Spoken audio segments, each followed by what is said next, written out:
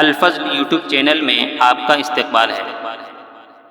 اس channel پر روزانہ قرآن پاک کی ایک آیت تلاوت سماعت ترجمہ اور مختصر تشریح پیش کی جاتی ہے۔ ویڈیو اپلوڈ ہونے پر نوٹیفیکیشن پانے کے لیے اس چینل کو سبسکرائب کریں اور بیل آئیکن ضرور دبائیں۔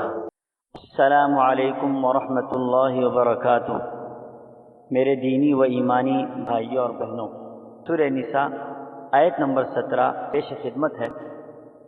اعوذ باللہ من الشیطان الرجیم، انما التوبة على الله للذين يعملون السوء بجهالة ثم يتوبون من قريب فأولئك يتوب الله عليهم وكان الله عليما حكيما۔ اللہ تعالیٰ صرف انہی لوگوں کی توبہ قبول فرماتا ہے جو نادانی کی وجہ سے کوئی برائی کر گزریں، پھر جلد اس سے بعد آ جائیں اور توبہ کریں تو اللہ تعالیٰ بھی ان کی توبہ قبول کرتا ہے۔ اللہ تعالیٰ علم والا، حکمت والا ہے۔ حضرات، توبے کی تعریف اور اس کی حقیقت کے بارے میں امام غزالی رحمۃ اللہ علیہ نے اپنی کتاب احیاء العلوم میں فرمایا کہ گناہوں پر اقدام کے 3 درجے ہیں۔ پہلا درجہ یہ ہے کہ گناہوں کا کبھی ارتکاب ہی نہ کریں، یہ تو فرشتوں کی اور حضرات انبیاء علیہ السلام کی خصوصیات ہیں۔ دوسرا درجہ یہ ہے کہ گناہوں پر اقدام کریں اور پھر ان پر اصرار جاری رہے، کبھی ان پر ندامت اور گناہوں کے چھوڑنے کا خیال ہی نہ آئے، یہ درجہ شیاطین کا ہے۔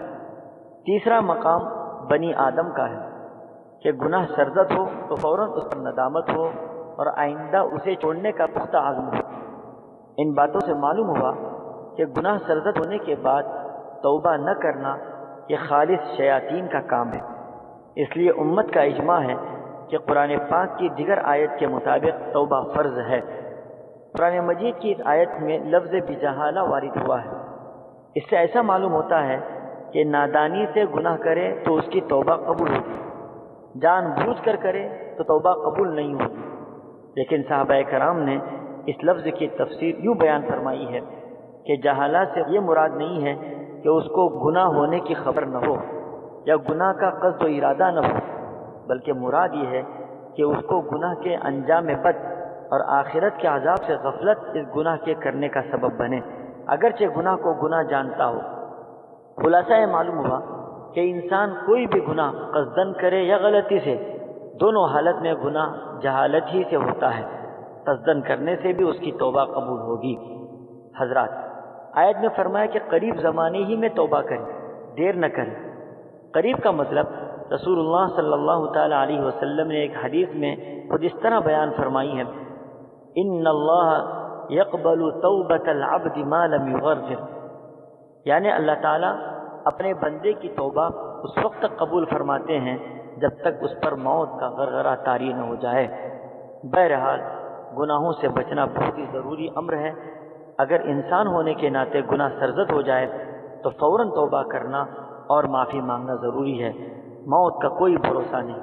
اللہ تعالی ہم سبوں کو گناہوں سے محفوظ رکھے اور مرنے سے پہلے توبہ کرنے کی توفیق عطا فرمائے۔ آمین۔